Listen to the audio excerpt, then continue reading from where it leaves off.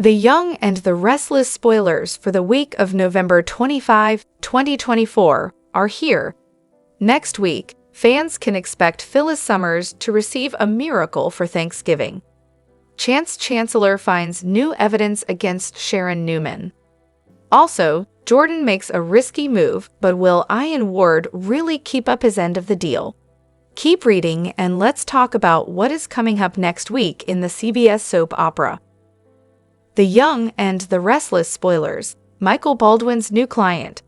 Y&R spoilers for the week of November 25 reveal that Nick Newman asked Michael Baldwin to defend Sharon. While Michael did get Sharon out on bail, she isn't exactly the most willing client. Sharon is determined to pay for her crimes, but she actually didn't kill Heather Stevens, Vale Bloom. Even if Sharon didn't commit murder, she did commit a long list of other crimes, though. Y&R spoilers, Chance Chancellor's evidence.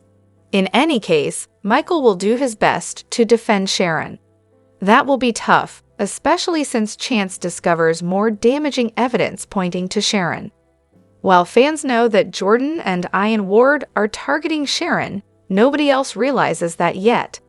The Young and the Restless spoilers, Jordan's risky move. The Young and the Restless spoilers for the week of November 25 reveal that Jordan and Ian are already experiencing some tension. Jordan wants to hurry up and get revenge on the Newman family. However, Jordan still needs to get Ian proof of Sharon's loved one's reactions to her arrest. Ian is particularly interested in finding out how Maria Copeland and Faith Newman reacted. So Jordan will have to take a big risk to deliver what Ian wants. Jordan could end up being recognized or seen, though. Y&R Restless spoilers, week of November 25, 2024. Just in time for Thanksgiving, it seems like Phyllis will get a miracle. As for Kyle Abbott, it looks like he could accept Diane Jenkins Abbott's peace offering. Fans should see what Billy Abbott plans to do next now that Jill Abbott has sold the company to Victor Newman. With Jordan on the loose, Claire Grace Newman could find out soon enough. However, will Kyle be busy supporting Summer Newman, which could put both Claire and Harrison Abbott at risk?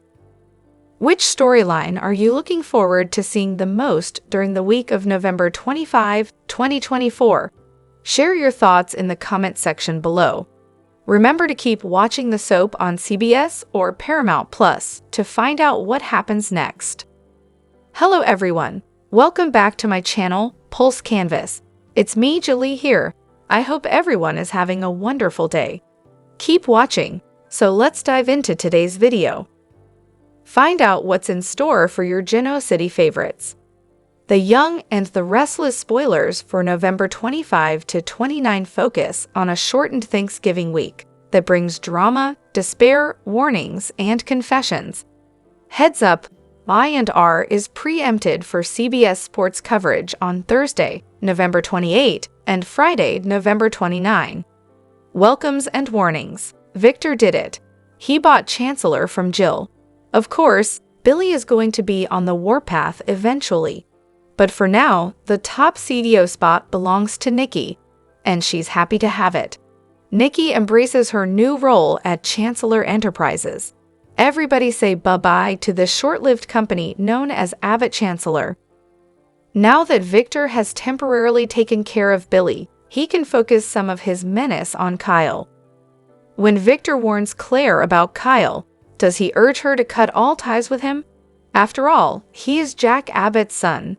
And Claire being with an offspring of Victor's biggest enemy may not be cool with Victor. A rebuilding holiday. This isn't a surprise. Jack works to repair his relationship with Kyle. Clearly, his son isn't feeling his parents right now. He knows the truth about their deception. So he's hurt and upset over their taking on Victor in the name of saving him. And the fact that he was fired a second time doesn't help. Jack knows this will most probably be an uphill battle, but he's determined to do it. And what's a Thanksgiving without family get-togethers, and more importantly, family drama? Jack and Diane make a confession about their deception. Unfortunately, the husband and wife were a little too convincing with their War of the Roses shtick. How will their family react to their ruse? Upset or relieved? Odds and ends. Nate has taken a step forward in this impending half-brother saga. Nate opens his home to Amy. Yes, that means Amy Lewis will live in Genoa City while they sort out this whole half-brother situation. Will we see her connect with some of her old friends? Meanwhile, Adam does something that has nothing to do with Chelsea, Connor, or Victor. Well, sort of. After Victor's conversation with him and Nick about Sharon, it's no surprise that Adam offers moral support to Sharon. Will she accept his offer? Better yet, will she lean on Adam because he knows about living with the darkness inside much like she does? Finally, Billy Boy has had it with his mother. Jill sold Chancellor out from under him, and she sold it to Victor. He's lost any trust in her. Unsurprisingly, Billy loses his cool with Jill. Does she express regret in turn, or does Jill double down on her decision? The Young and the Restless spoilers for Tuesday, November 26, reveal that Billy Abbott will once again lash out at Jill Abbott over her decision to sell Abbott Chancellor to Victor Newman. This feels like a double betrayal as far as Billy's concerned, since Jill didn't have faith in him and struck a deal with one of his worst enemies. As Billy slams Jill over the whole mess, he'll throw a temper tantrum and may reiterate that their relationship is damaged beyond repair.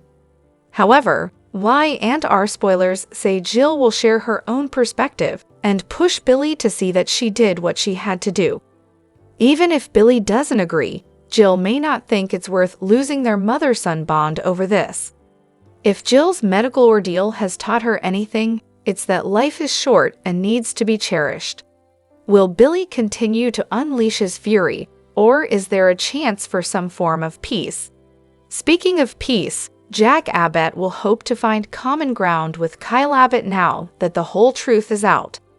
Since Diane Jenkins Abbott is willing to give up her co-CEO spot for Kyle, will Jack extend that offer to his son?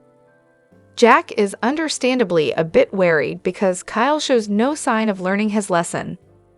Kyle is still the same arrogant man-child he's been throughout this entire storyline, so Jack fears bringing him back to Abbott could lead to more issues. That said, Jack would genuinely like to repair things with Kyle and get their family back on track. If Kyle would just apologize and take a little responsibility for the way he undermined Diane, then Jack might be willing to meet him halfway. Jack may offer Kyle the co-CEO spot if he's willing to acknowledge there's plenty of blame to go around. Whatever the case, both Kyle and Jack will have to get past the pain of everything that's happened if they want to fix what's broken. Meanwhile, Nikki Newman will enjoy her first official day running Chancellor, so she'll make a prediction about honoring Catherine Chancellor's legacy as she takes the throne. The Young and the Restless spoilers say Victor will have tons of praise for Nikki, so he'll spread the good news and look forward to updates on what she'll accomplish. Will Chelsea and Nick approve? The Young and the Restless spoilers for Monday, November 25, ensure that Sharon won't be alone when Adam comes to offer her a shoulder to cry on. We're two of a kind. Adam knows what it's like to be responsible for a death. Adam knows what it's like to cover up your crimes. Adam knows what it's like to be the town pariah. This is why Adam is the perfect person to sympathize with Sharon. Nick has already stood by Sharon. However, he has a conflict of interest with Phyllis. Adam doesn't. Adam can be a true friend to Sharon, as long as Chelsea doesn't object. She prefers to be the only damsel in distress in every man's life. It's all coming back to me now. Speaking of Phyllis, she's awake, thanks to Alina's awesome doctoring skills. Phyllis is awake, and she's thrilled that the charges against Daniel have been dropped. Thrilled? Sure, because her son is a free man, no longer accused of murdering his partner. But primarily thrilled because she's been proven right. Phyllis does love to be proven right. Phyllis is equally as certain she's right about Sharon being the one to crash into her. But then Phyllis remembers something from that night. When they go low, we go lower. Victor has won, as he always does. He won Chancellor. He won over Diane and Jack. His wife loves him more than any man she may have turned to for help with her alcoholism. Plus, Victor's children are much more loyal to him than Kyle is to his own far inferior Abbott family. Victor is on top of the world, but it just doesn't feel satisfying unless he can boast to Billy about it. Because Victor is classy like that. The Young and the Restless spoilers. Monday full episode. Betrayal unveiled. Chance Chancellor stood in the dimly lit room, his heart pounding as Phyllis Summers laid bare the darkest truths.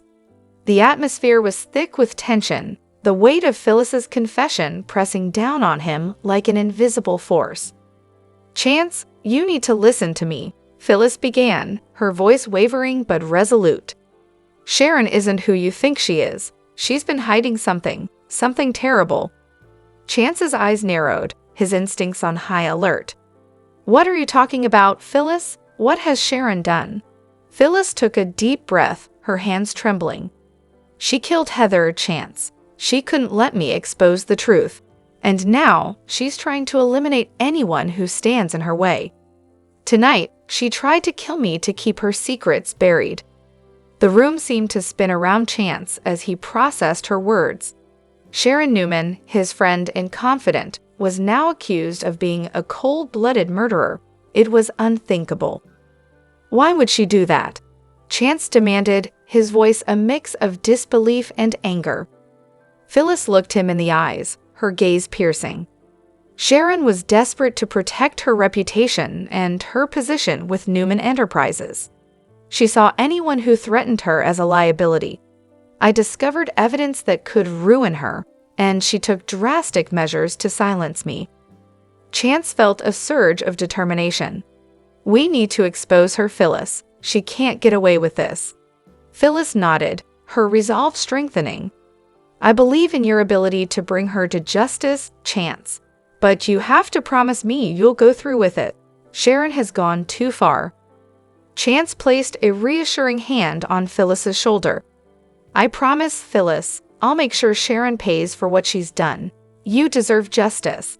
Phyllis managed a faint smile, gratitude shining in her eyes. "Thank you, Chance. Now we need to act quickly before Sharon strikes again." As Chance left the room, his mind raced with the implications of Phyllis's revelation. Sharon's involvement in Heather's death was a bombshell that could shatter the Newman family and the entire community of Genoa City. Determined to uncover the truth, Chance began piecing together the puzzle, knowing that exposing Sharon would not be easy. The fractured Abbott family. Meanwhile, the Abbott family was engulfed in their own turmoil. Ashley Abbott and Diane Jenkins found themselves locked in a bitter confrontation that left the entire family on edge. Ashley stood defiantly in the main office of Jabot Cosmetics, her eyes locked with Diane's across the room. "Diane, this has to stop. Your actions are tearing the family apart. We need to work together, not fight each other." Diane's expression was cold and unyielding. "Ashley, you think kicking me out is the solution? I'm trying to save this company from Victor's manipulations. You're blinded by your loyalty to tradition." The tension between them was palpable, sending ripples of anxiety through the rest of the Abbott family. Jack Abbott, their patriarch, watched helplessly as his sisters clashed. He knew that resolving this internal conflict was crucial to maintaining the family's unity and business empire. "I need Kyle back," Jack finally spoke, breaking the standoff. "Kyle is the key to bridging this divide. We can't continue this infighting." Ashley and Diane turned their attention to Jack, their expressions softening slightly. Both women had valid reasons for their actions, but their inability to communicate had only worsened the situation. Jack faced a difficult decision. Should he side with Diane, who was actively trying to combat external threats to the company, or with Ashley, who sought to preserve the family's legacy and integrity? Nick's fury, protecting Phyllis. In another part of Genoa City, Nick Newman's frustration reached its peak. Chance had been relentlessly questioning Phyllis since she regained consciousness, trying to extract every bit of information about Sharon's betrayal. Nick couldn't stand seeing Phyllis, someone who had endured so much, being further tormented. "Chance, stop interrogating Phyllis," Nick snapped, his voice laced with anger. "She needs time to recover. You're pushing her too hard." Chance met Nick's glare, unwavering. "This information is critical, Nick. If we don't get the truth now, Sharon could cover her tracks and eliminate us all." Nick clenched his fists, struggling to maintain his composure. "I know you're trying to protect her, but there's a time and a place for everything. Let Phyllis rest. We can't have you risking your career over this." But Chance wasn't backing down. "I can't just stand by while Sharon hides behind lies and deceit. Phyllis needs our help, and I won't let her down." Nick's patience snapped. "Get out of here, Chance. Leave Phyllis alone. You're jeopardizing everything we've worked for." With a final bitter look, Nick turned his back on Chance, who stood his ground defiantly. The rift between them widened, fueled by the mounting pressure and the dark secrets threatening to destroy their lives. The Young and the Restless spoilers reveal a preview clip has been released for the week of November 25, 2024. It shows Nikki Newman making a speech. Amy Lewis wonders if Nate Hastings is ready to meet his half-brother. Plus, Jack Abbott and Diane Jenkins Abbott are forced to confess to their loved ones. Keep reading to find out what is coming up next week in the CBS soap opera. The Young and the Restless spoilers, Ashley Abbott's eviction intention. Why and our spoilers for the week of November 25 reveal that the preview clip begins with Ashley Abbott. Ashley walks into the living room at the Abbott manse with Tracy Abbott and Alan Laurent. The trio stop dead in their tracks when they see Diane. Ashley immediately demands to know what Diane is doing there, then offers to kick her out. Why and our spoilers, Jack Abbott explains. During the week of November 25, Jack tells Ashley that isn't necessary. As Jack holds Diane close, he says that his wife isn't going anywhere. All Diane can offer is a sheepish smile as Ashley, Tracy, and Alan look confused. The Young and the Restless spoilers, Nate Hastings' half-brother. The Young and the Restless spoilers for the week of November 25 reveal that the preview clip also shows Nate with Amy. Seated on the couch at Nate's place, Amy admits she's worried about staying there. Amy says that she worries that it will put additional pressure on Nate. However, it seems Nate has some good news for Amy. With an ever-so-slight smile, Amy asks Nate if he's ready to meet Damien. Vi and our spoilers. Week of November 25, 2024. During the week of November 25, fans can also expect Nikki to make a speech to her loved ones at the Newman Ranch. Nikki stands by Victor Newman and tells everyone that she counts her blessings. A speech like that usually comes right before something catastrophic. Of course, Nikki and Victor have no idea that Jordan and Ian Ward are on the loose. As Nikki makes her speech, Nick Newman sits next to Adam Newman and Chelsea Lawson. In the background near the stairs, there is a blonde, which could be Summer Newman. Then, there are shots of Claire Grace Newman with Victoria Newman and Cole Howard. Which storyline are you looking forward to seeing the most during the week of November 25, 2024? Share your thoughts in the comment section below. Remember to keep watching the soap on CBS or Paramount Plus to find out what happens next. The Young and the Restless scoop for Monday, November 25 reveals Phyllis Summers will be angry with Michael Baldwin. Also coming up, Sharon Newman will tell Cameron Kirsten she doesn't need him anymore. Plus, Adam Newman will seethe as he watches Sally Spectra and Billy Abbott. And Faith Newman will recall a vital clue. Why and our spoilers tease Victor Newman will look over and see Sally and Billy together. That's interesting, he'll quip. Adam will say it's obvious they came down from one of their suites and he'll seethe. Victor will ask if Adam thinks it's what it appears to be. Of course it is. he'll reply. He's a total loser. What the hell is Sally thinking? I and our daily scoop. Sharon tells Adam she needs to face it alone. But Victor will say Billy Boy Abbott and Sally Spectra is a match made in hell and they deserve each other. Adam will ask a waiter to send them a bottle of their best champagne from him. Now that's well played, Victor will say. The bottle will arrive and Billy will tell the waiter they won't be drinking it. Then he'll wave and smile at Adam. Back at Adam's table, he'll want to approach them. Just one punch, he'll tell his father. But Victor will tell him not to. He'll say Adam will meet someone else. Plus, Sally's not good enough for Adam anyway. Then Adam will storm off. At Crimson Lights, Sharon will tell Esther Valentine to go home. She can lock up. Then she'll see Cameron, who will say the best she can hope for now is a stint at Fairview. He'll add that her family will stop visiting her once she's in prison. You will die alone and forgotten. But Sharon will say she doesn't need him anymore. She'll close her eyes, and when she opens them, Cameron will be gone. There will be a knock on the door, and Sharon will see Adam outside. She'll let him in and ask what he wants. Adam will say he's worried about her, and he'll remind her that when he was a mess, one person was there to help him, her. So now it's my turn, he'll add. What can I do to help you? Adam will say he knows what it's like to do something you can't come back from. You and me, we haven't always brought out the best in each other, she'll reply. And she'll say she needs to face it on her own. Adam will tell Sharon he's there for her if she changes her mind. Meanwhile, Nick Newman will sit by Phyllis' bedside, and she'll thank him for saving her life. Phyllis will say she's alive because he walked through fire for her. Then Nick will ask Phyllis if she's sure if Sharon was the one who caused her accident. When I was forced off the road, she probably thought she killed me, and that pushed her over the edge, Phyllis will reply. Young and the Restless scoop. Faith says Sharon didn't have her phone. But he'll say maybe there's another explanation. Please stop, Phyllis will say. Please do not tell me you are on Sharon's side. She'll ask Nick what she's missing.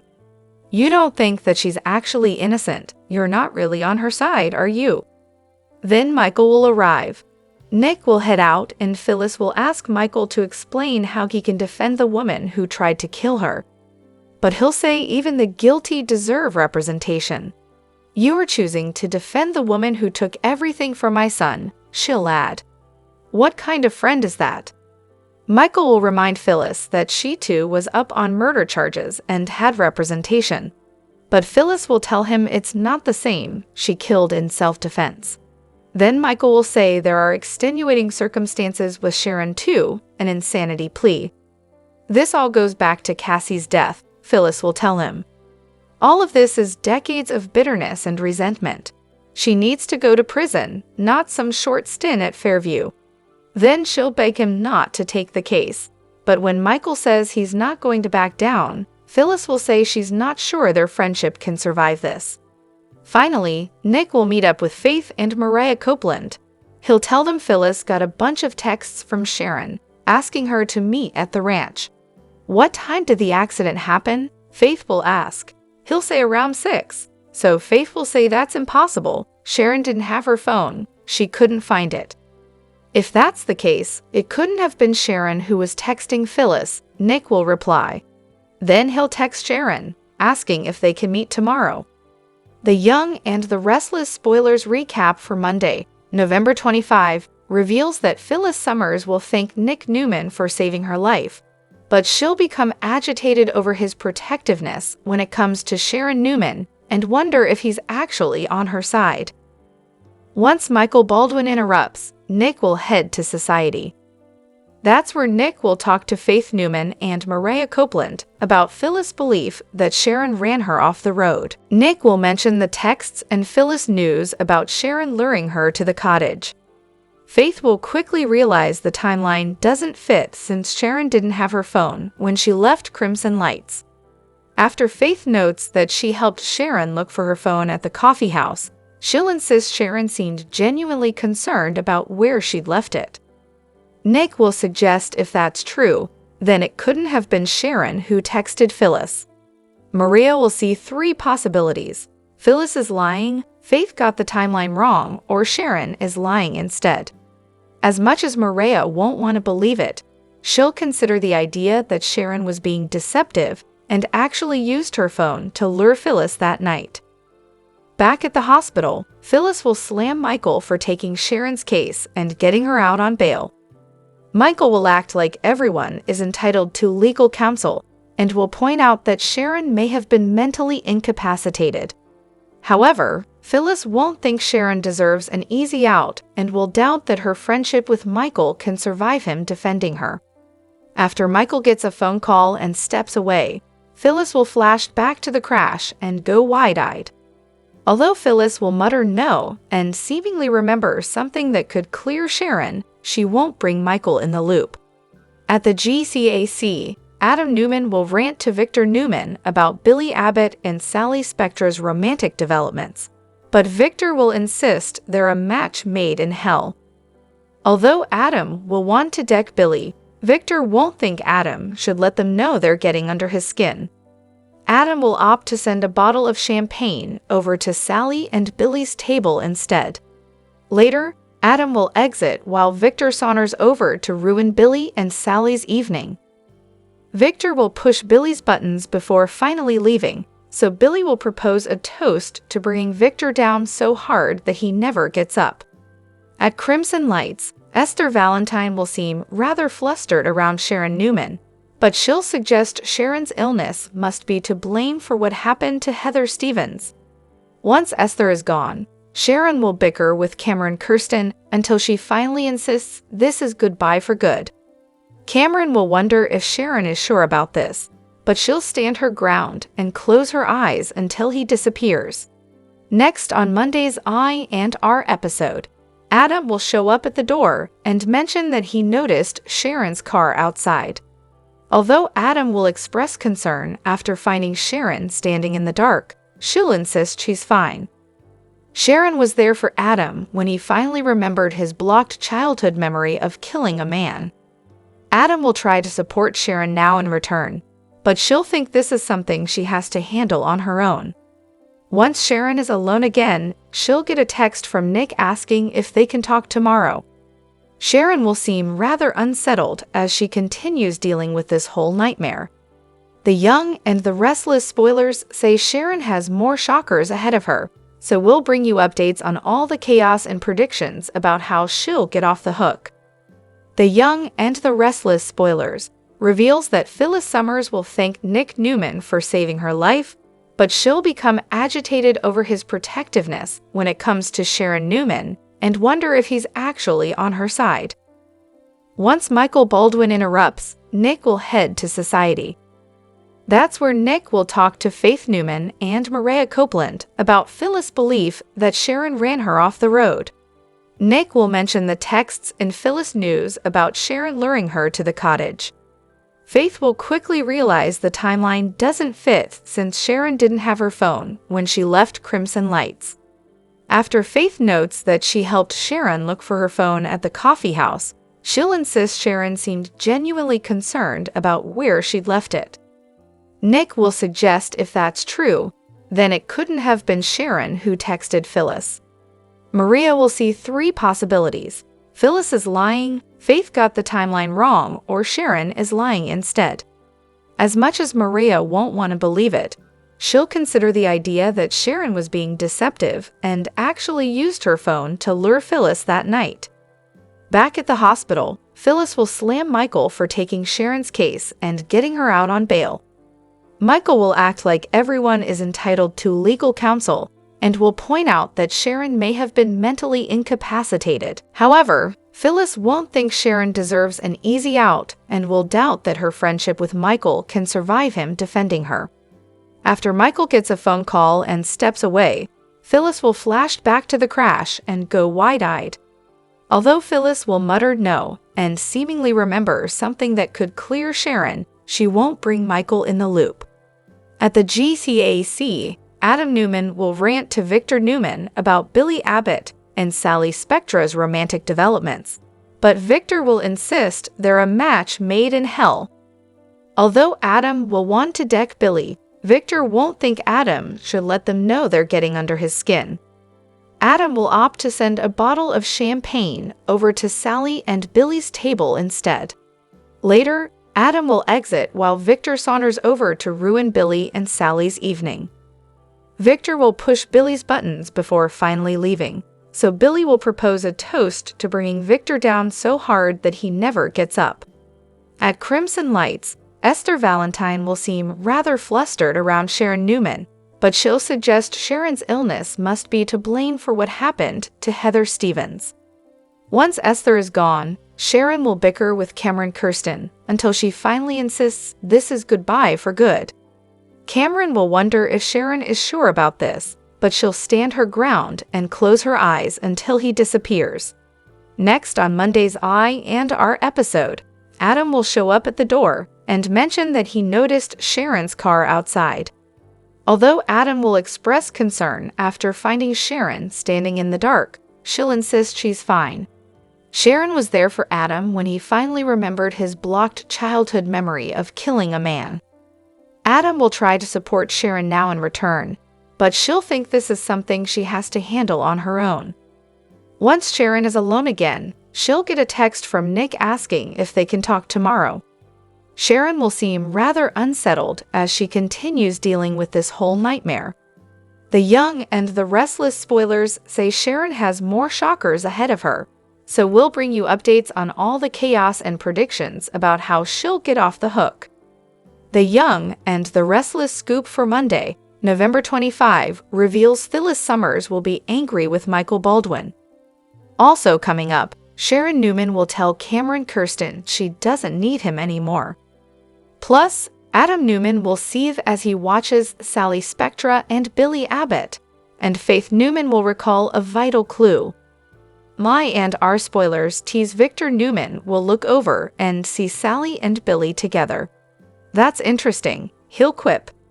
Adam will say it's obvious they came down from one of their suites and he'll seethe.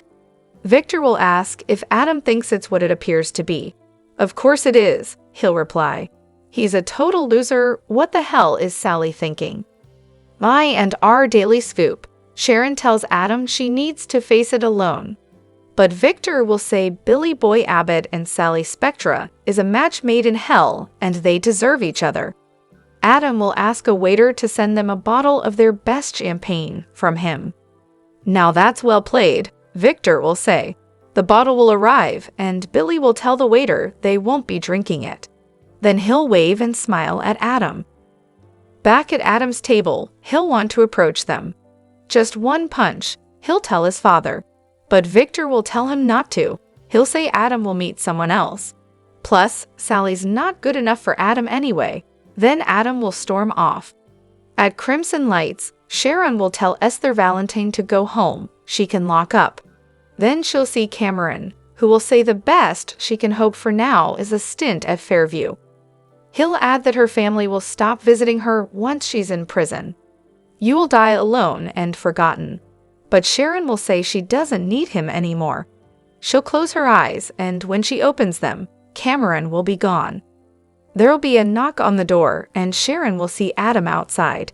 She'll let him in and ask what he wants. Adam will say he's worried about her. And he'll remind her that when he was a mess, one person was there to help him, her. So now it's my turn, he'll add. What can I do to help you? Adam will say he knows what it's like to do something you can't come back from. You and me, we haven't always brought out the best in each other, she'll reply. And she'll say she needs to face it on her own. Adam will tell Sharon he's there for her if she changes her mind. Meanwhile, Nick Newman will sit by Phyllis' bedside and she'll thank him for saving her life. Phyllis will say she's alive because he walked through fire for her.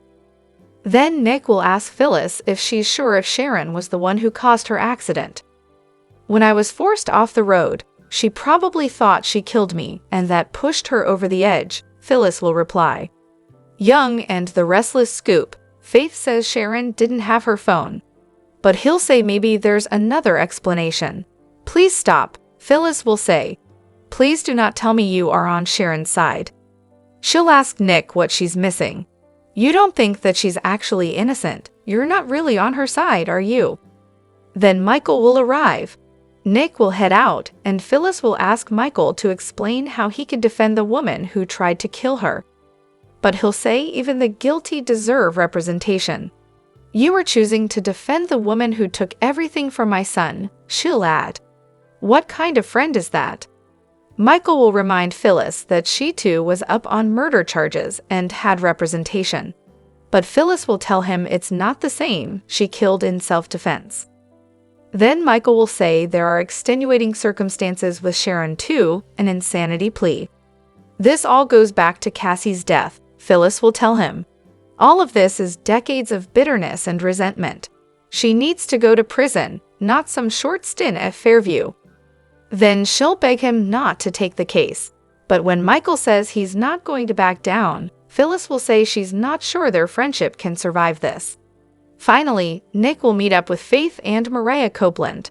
He'll tell them Phyllis got a bunch of texts from Sharon, asking her to meet at the ranch. What time did the accident happen? Faith will ask. They'll say around 6. So Faith will say that's impossible. Sharon didn't have her phone. She couldn't find it. If that's the case, it couldn't have been Sharon who was texting Phyllis, Nick will reply. Then he'll text Sharon, asking if they can meet tomorrow. The Young and the Restless spoilers. The air was thick with tension as the news of Mariah Copeland and Claire's kidnapping spread like wildfire through Genoa City.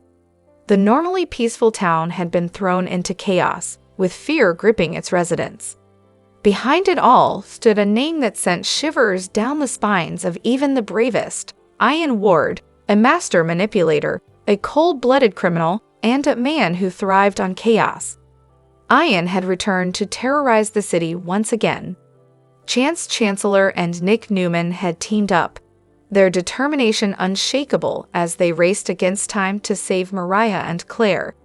Each moment felt like an eternity as they followed the breadcrumbs of evidence left behind by the elusive Ian. Every lead seemed to draw them deeper into his twisted game. Finally, they found the women, bound but alive, in an abandoned warehouse on the outskirts of town. Relief flooded their hearts as they freed Mariah and Claire, both visibly shaken but unharmed. Yet the victory was short-lived. This feels too easy, too straightforward, Nick said, his voice low and cautious. This feels like a trap. And it was. Ian Ward's bold move. As they guided Mariah and Claire towards safety, the unmistakable sound of a gunshot echoed through the warehouse. Ian Ward emerged from the shadows, his face lit with a sinister grin, holding a gun in his hand. You really think you've won? Ian sneered, his voice dripping with contempt. This is just the beginning. Without hesitation, Ian opened fire, forcing Chance and Nick to duck for cover. Chaos erupted as the two men engaged in a tense standoff with Ian, trying to subdue him while protecting Mariah and Claire. But Ian wasn't alone. Hidden in the shadows was Jordan, his longtime accomplice and a dangerous force in her own right. The duo had orchestrated every detail, using Mariah and Claire as bait to lure Chance and Nick into their trap. A fight to the finish. Despite Ian's bravado, he underestimated the combined force of Chance, Nick, and the police backup waiting outside. As Ian's bullets ran out, Chance lunged, tackling him to the ground. The struggle was intense, but Chance's training gave him the upper hand. Ian was cuffed, his face a mask of rage and defiance. You think this is over? Ian spat as they hauled him to his feet. I've been in and out of more prisons than you can count. You can't hold me. None of you can. His words were chilling, but Chance and Nick refused to be rattled. For now, Ian was captured, and Mariah and Claire were safe. That was what mattered. The looming threat. Back at the station, Ian was interrogated, but his demeanor remained unnervingly calm. He refused to cooperate, his silence punctuated only by cryptic threats. Jordan will come for me, he said with a smirk. And when she does, Genoa City will remember why they fear us. Ian's confidence wasn't misplaced. Jordan, his loyal and equally dangerous partner, was already moving. Word of Ian's capture had reached her, and she was wasting no time in plotting his escape. The duo had a history of breaking out of even the most secure prisons, leaving a trail of destruction in their wake. A hollow victory. Maria and Claire were recovering from their ordeal, but the relief in Genoa City was tinged with unease. Everyone knew Ian and Jordan weren't ordinary criminals. They were masterminds, always several steps ahead. Their ability to escape justice was almost legendary. Nick voiced what everyone was thinking during a meeting with Chance. How do we stop them for good? Locking them up clearly doesn't work. They treat prison like a revolving door. Chance nodded grimly. We need a plan, something they can't anticipate. But the question is, how far are we willing to go to stop them? The trap within the trap. As the days passed, it became clear that the rescue had been part of Ian and Jordan's grander scheme. By allowing themselves to be captured, or so it seemed, they had planted seeds of fear and division within Genoa City. It wasn't just about escaping prison, it was about sending a message. They were untouchable, but what was their endgame? Why go through the effort of luring Chance and Nick only to give themselves up so easily? The answer came too late. A coordinated attack struck the prison where Ian was held, with Jordan leading a small but effective team of loyal followers. The prison's alarms blared, but by the time reinforcements arrived, Ian was gone, vanished into the night like a ghost. Jordan had succeeded again, leaving behind only chaos and a chilling message scrawled on the wall of Ian's cell. A new threat. With Ian and Jordan on the loose once more, Genoa City was left grappling with an uncomfortable truth. The justice system wasn't equipped to deal with criminals of their caliber. They were too cunning, too resourceful, too unrelenting. The young and the restless spoilers reveal that Victor Newman will have a heart-to-heart with Claire Newman, who may have some questions for her grandpa about what really went down with Kyle Abbott. Kyle isn't happy about how his parents deceived him, but he knows Jack Abbott and Diane Jenkins Abbott did it to show him Victor's true motives. It's clear that Victor only ever cared about getting revenge on Jack, so he had no problem casting Kyle aside. Kyle was always a pawn in Victor's game, so Claire may call him out on that soon enough. Of course, Claire also seems to understand how the Newman clan actually works. Victor isn't going to change who he is, so his loved ones just have to accept that he's going to play dirty and hurt people sometimes. Claire isn't going to turn against Victor over this, but she may push for some clarification and voice her disapproval a bit anyway. However, Victor will be more interested in talking about Claire's growing interest in Kyle and what's happening between them. Victor may get Claire to admit she's falling for Kyle and that she's excited to see where their relationship will lead. That's when Victor may warn that it's not going anywhere good, at least as far as he's concerned. I and our spoilers say Victor will essentially doom Claire and Kyle's romance. During the week of November 25 to 29, it looks like Victor will make a prediction about the heartbreak ahead if Claire continues on this path.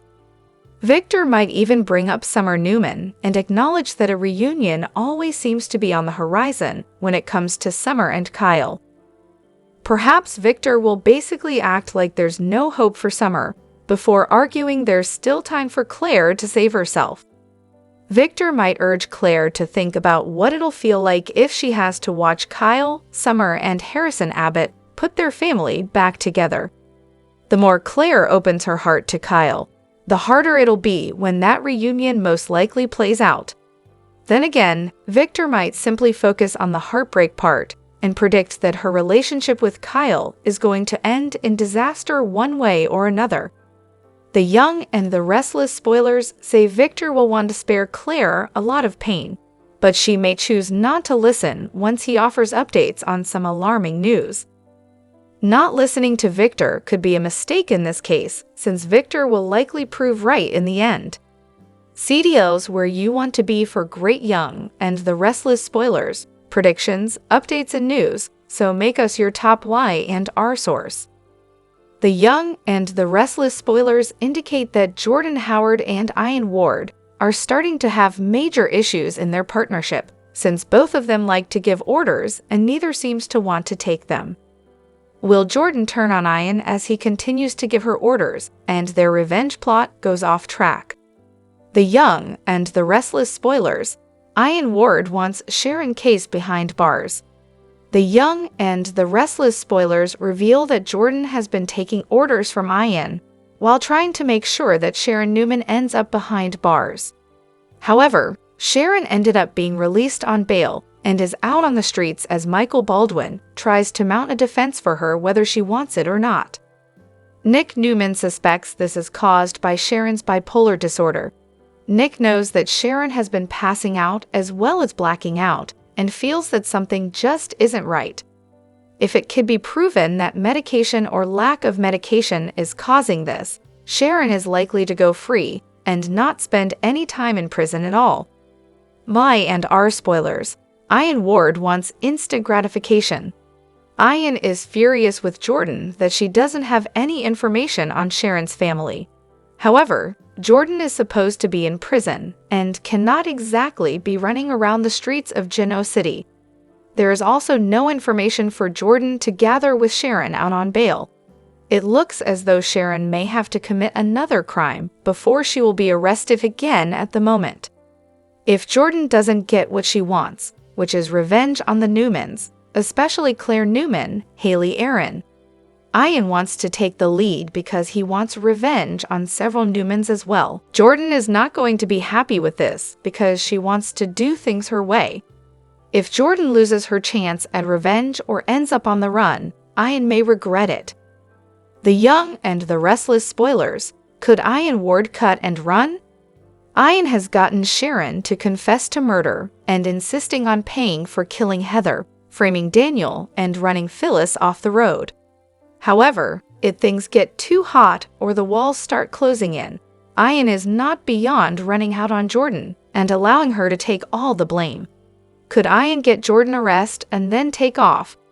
Jordan may certainly plot her revenge on Ian if he does do this. Jordan could turn Ian in so everyone knows who is behind this whole mess. Jordan may turn on Ian and decide to take him out since he thinks he can tell her what to do. Could Jordan go Rouge in the end, or will she be caught again and end up in Victor's dungeon for good this time? The Young and the Restless spoilers document that Kyle Abbott knows the truth. His parents perpetrated a long con to force him to see behind the mustache. It worked, but he's outraged, which is commonplace. Fans likely have had enough of Kyle's extended temper tantrum. Miller is killing it on multiple levels, offering nicely nuanced performances for many months in this ongoing storyline. This actor's solid range is repeatedly evident. Jack Abbott felt it was time to tell Kyle, and Diane Abbott agreed. They knew playing soapy hardball was the best plan of attack because of Victor Newman's reprehensible behavior. The Young and the Restless spoilers. Did Victor Newman see it coming? If Jack and Diane are right, Victor was duped. Assuming that's true would mean that Jack bested his longtime rival in one of the rare instances of victory over Christian Miller, who dubbed himself a victorious new man, translated to Victor Newman decades ago. It feels hard to imagine that the master chess player, who uses human beings, including his family members, in various life games, was fooled. But unless there is a coming reveal, it's true. Yet Victor still holds Glissade, which he wants to build into a Jabot rival. So Kyle and Audra Charles before him were pure pawns whose purposes were served in varying degrees. My and our spoilers. Kyle Abbott must decompress. Telling his parents that he needed time to digest everything exposed was expected.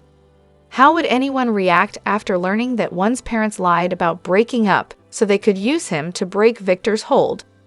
So Kyle will be given the time and space to sort out what happened and what it means for his life. However, he must remain solid for Harrison Abbott. Summer Newman is dealing with her mother's health crisis, which a still unknown hit-and-run driver caused, likely Jordan Howard or Ian Ward. so Lanier's character won't be able to fulfill her motherly duties as usual. Claire Newman will step in again. The young and the restless spoilers. Claire Newman's soothing demeanor helps.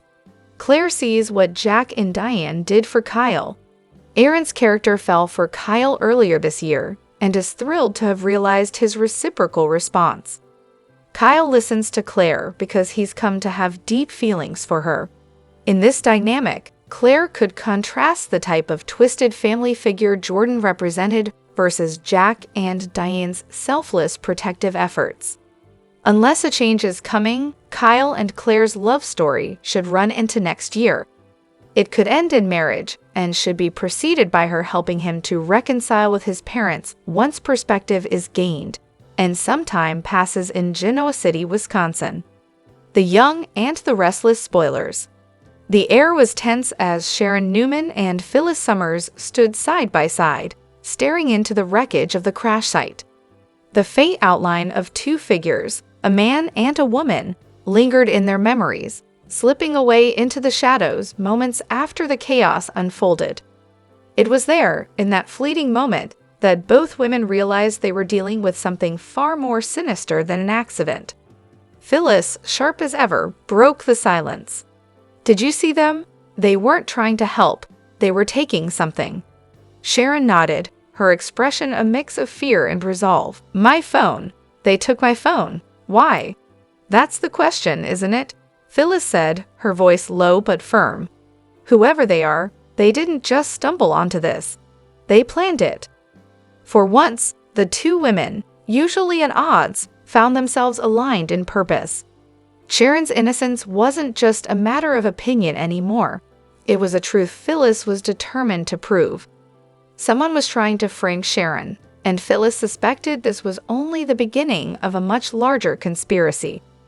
A surprising alliance. Phyllis's decision to defend Sharon wasn't born out of friendship. It was born out of justice. Sharon, for all her flaws, wasn't a killer. Phyllis knew manipulation when she saw it, and whoever was behind this scheme was playing a dangerous game. "I'm not saying I like you, Sharon," Phyllis said bluntly, pacing in Sharon's living room. "But I know you're not capable of whatever this is, and if we don't figure it out, they'll win." Sharon folded her arms, her eyes narrowing. "Why help me? What's in it for you?" Phyllis smirked. "Because I hate being played. And I'm pretty sure someone thinks they're smarter than us. Spoiler alert. They're not." The two women decided to work together, setting aside their differences for the greater good. Their first step was to involve someone who could navigate the legal and procedural hurdles that lay ahead. Chance joins the cause. Chance Chancellor was skeptical at first. Phyllis and Sharon teaming up was as unlikely as fire and ice forming a river, but their conviction was undeniable.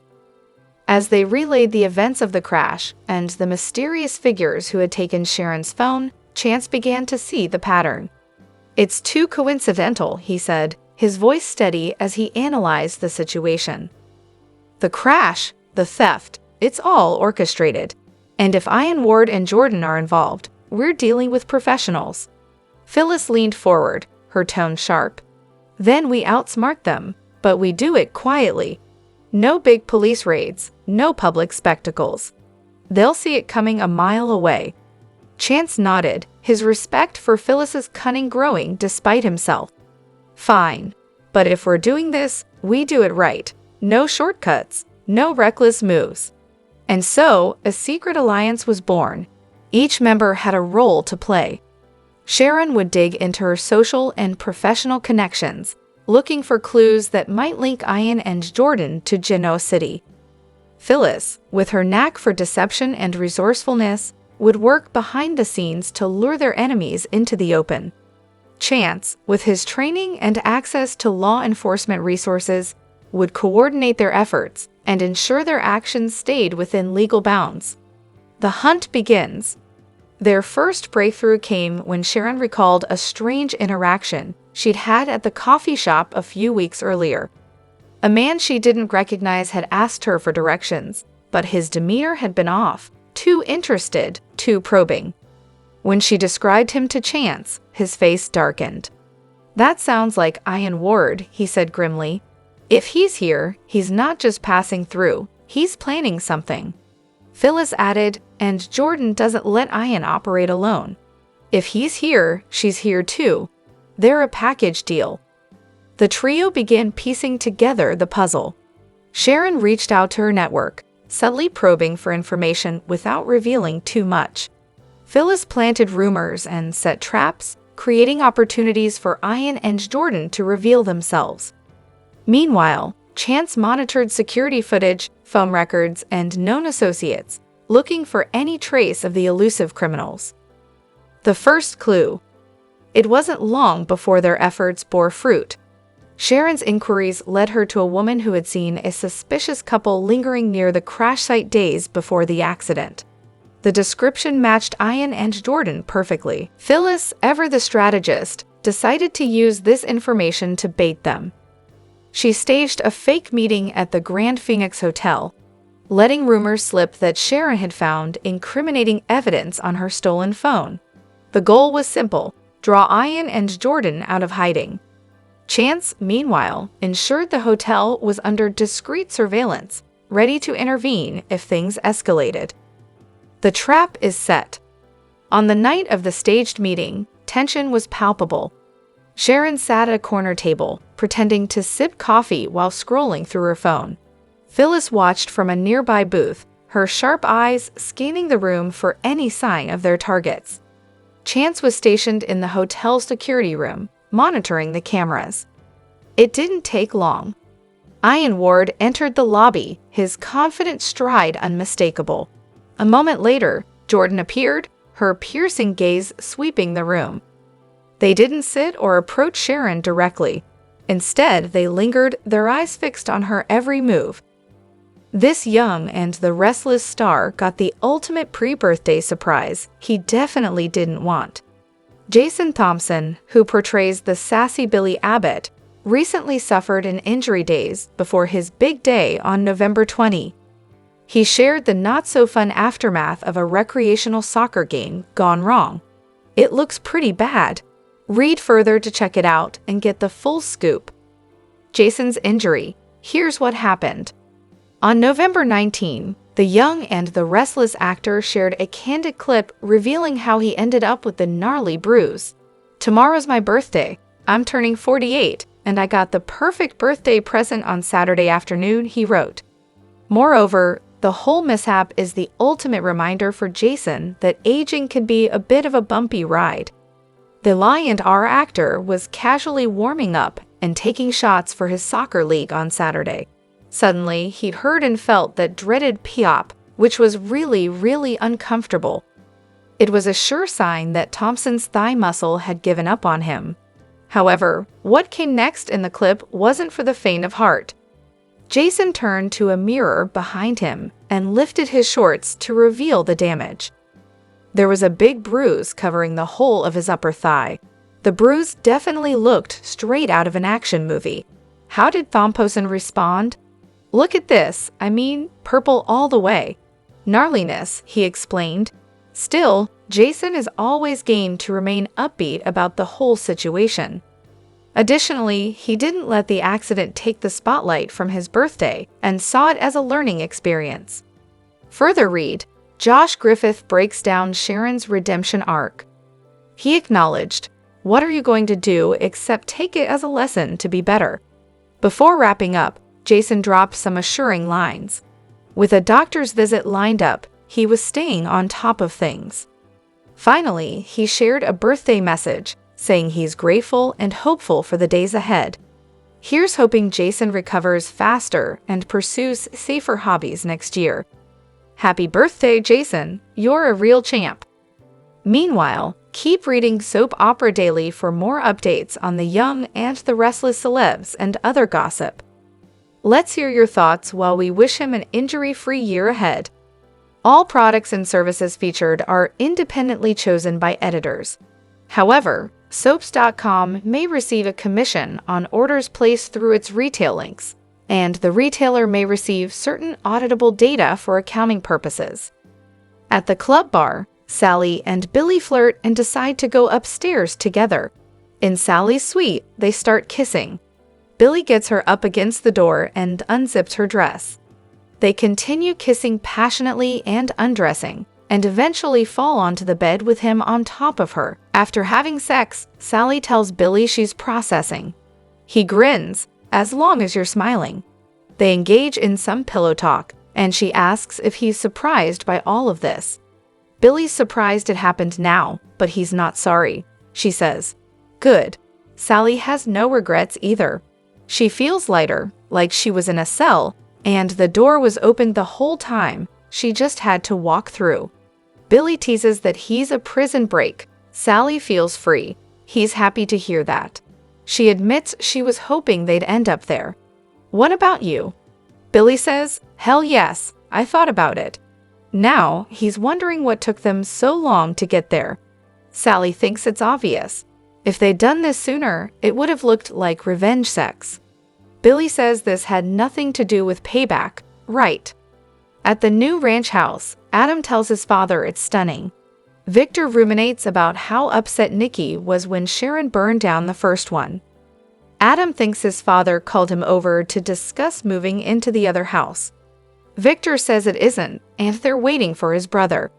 Nick arrives, and Victor wants to know why Sharon is out on bail after all she's done.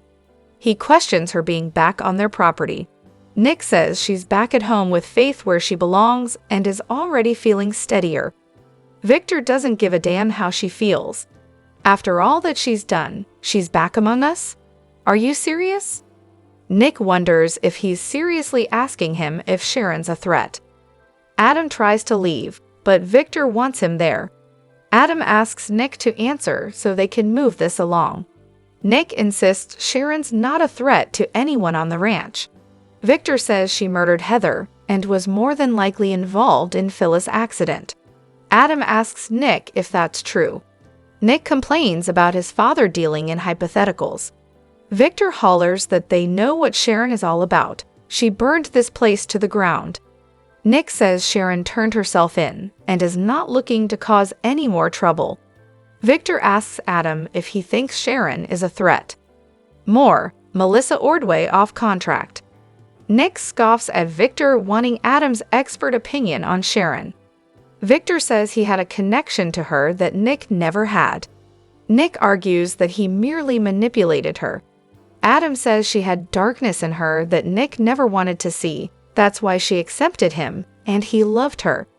She has a huge heart, but it's led her to some really dark places. Nick suggests he stop talking about her right now and stop projecting. You keep that garbage to yourself. Adam didn't want to be part of the conversation, so Nick can back off. Victor says Sharon confessed as Nick argues if she did this, it's a result of her medications. Adam asks what kind of medication makes someone homicidal. Nick insists there are other things at play. She's been having blackouts where she doesn't remember where she's been or what she's done. Victor thinks this sounds convenient. Nick says she's not dangerous or vengeful. Adam thinks Nick has seen it, but he doesn't want to. She hid it from you because you wouldn't understand. There's a reason she came to him after the ranch fire. The only question is, what is going to happen to Sharon now? More, Eric Braden explains Victor's actions. In the hospital, Phyllis looks at her family as they all thank God. Daniel rushes to get the doctor and Phyllis tells Summer, "I don't remember." She says there was a car accident. Lucy asks, "You don't remember at all?" She asks if she knows who they are. Phyllis gets a pained expression, but says, "Lucy's Summer." Summer asks if she remembers the accident. Phyllis becomes agitated as she says she was going in a car. Summer tells her she hit her head and was unconscious for a while. She's so happy she's awake. Alina comes in with Daniel and asks the family to clear the room. Phyllis protests, but Alina insists. Outside the hospital room, Daniel assures Lucy that the doctors there are great. Lucy is rattled by Phyllis looking scared. Her father reminds her she's as fierce as they come. She'll be fine. Alina joins them and says the confusion is normal. Phyllis will be just fine. She cautions them to be careful with what information they share with her, as it may come as a shock. Daniel, Summer, and Lucy rejoin Phyllis, who is glad her granddaughter is back. She muses, "There was fire, wasn't there?" She remembers Nick being there, vaguely. There were lights, high beams. She groans as she tries to sit up. They all fret. Phyllis remembers she was in the car and was texting. Summer says it's Oak. Phyllis asks why they're so worried. What happened? More? Chelsea goes dark again. Summer tells Phyllis that Daniel is no longer a suspect. He says it's true. He's cleared. Phyllis is relieved. Daniel tells her she was right. It was Sharon all along. Phyllis says she knew it. Daniel says she confessed. Summer says she even admitted to framing Daniel. Phyllis cries, "You're free. This never should have happened." Daniel doesn't want her to get worked up. She just wanted him to know she doesn't have to work to clear him anymore. Suddenly, Chance appears. Phyllis invites him in and asks if he wants a big dose of "I told you so." She knows he was at the crash site and owes him a thank you. Chance wants to ask her some questions about the events leading up to the accident. Summer asks if this can wait. Daniel suggests they let Phyllis answer herself. Summer tells her mother she doesn't have to do this right now. Phyllis says she's fine. Chance asks them to step out. Summer still thinks it's a bad idea. Chance says he asked Alina. Summer snarks, "You have all the answers, don't you?" The family files out, with Summer assuring her mom she'll be right outside. Phyllis asks Chance what the sentence will be for someone who commits premeditated murder, dumps the body in the river, and frames an innocent man. Life in prison? I certainly hope so. More, what happened behind the scenes of Phyllis' car crash? Chance says they aren't there yet. She's out on bail and is consulting with an attorney. Phyllis asks who the hell would want to take that case. Her jaw drops when he replies, "Michael Baldwin." She asks, "What? My Michael Baldwin?" Chance nods. Phyllis becomes agitated. Chance doesn't know what he has planned. Phyllis knew Sharon did this and no one would believe her, especially you. Instead, you arrested my son. Chance says if there was evidence pointing to Sharon, he would have followed it. Phyllis yells. There was evidence all over the place. Chance asks her to calm down. Phyllis says Sharon framed her son for a murder she committed. She groans that her head hurts. "Let's talk about how I was run off the road by somebody." "Sharon did that too, didn't she?" "Sharon tried to kill me too." At the ranch, Victor expects Nick to keep him informed. Nick agrees. Victor has other business and announces that he's taken control of Chancellor. Nikki will take the reins tomorrow morning. Adam says Billy's pissed off and looking for a fight. Nick asks his dad how he pulled it off. Victor says he met with Jill and made her an offer she happily accepted. He declares that Nikki will turn that company into a great success, and Adam will spread the news. Adam's happy to announce Billy's soul-crushing loss would be the Newman family's gain. Victor says anyone who comes after them is going to pay. In Sally's suite, she admits maybe part of her wanted to settle the score, but she wanted to prove to herself that she could move on too. Billy agrees. Deep down in the corner of his subconscious, there's a part of him that knows this would make Adam's head explode, but consciously no. "This was all about you," Sally's flattered. He tells her, "You're pretty spectacular, Sally Spectra." Sally is glad the moment happened. Billy says, and what a moment it was. They kiss. In Phyllis' hospital room, she asks if Sharon confessed to putting her in the ICU. Chance says she has no recollection of the accident. Phyllis asks what she's saying, that she blacked out? She complains that Chance didn't arrest her when she caught her in her room. If he had done so, she wouldn't be there right now. Do you feel responsible at all? Chance ignores this and asks what she remembers about the accident. It appears as though someone swerved into her lane and forced her off the road. Phyllis doesn't know. It's a blur. There were lights and high beams. Thinking, she says she will remember, and when she does, and if it was Sharon, she swears she'll nail that bitch's ass to the wall herself. In the waiting area, Summer calls Nick to tell him her mom is awake. She's oak because of you. Nick says he's on his way. More, Daniel's next love interest revealed. At the ranch, Nick tells Victor and Adam that Phyllis is awake. Victor asks him to give her his best. Once alone, Victor admits to Adam that he's worried his brother will be pulled back into Sharon's orbit. Adam says he'll always try to be her hero. Even if she did it, he'll say she wasn't responsible for her actions. He got over wanting to save her, but Nick never did. Victor says Nick needs all of their support right now. In Sally's suite, she and Billy are dressed and kissing. She's starving and wants a big bowl of pasta. Billy wants steak frites. We can share, just like the shower. Sally teases that Billy Abbott plays well with others. He laughs, said no one ever. Sally says they don't know him well enough. They banter some more about food, kiss, and head out the door. More, the most offensive twist this week.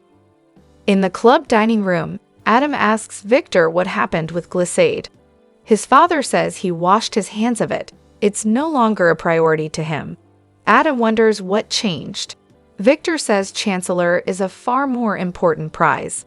He didn't want to deal anymore with a trifling cosmetics company. Adam knows he did the whole thing to get to Jack. As Victor answers a message on his phone, Adam looks up and sees Billy and Sally kissing in the foyer. More, a sicko twist for Sharon and Daniel. In Phyllis' room, Chance tells Phyllis that it could have been anyone who drove into her lane.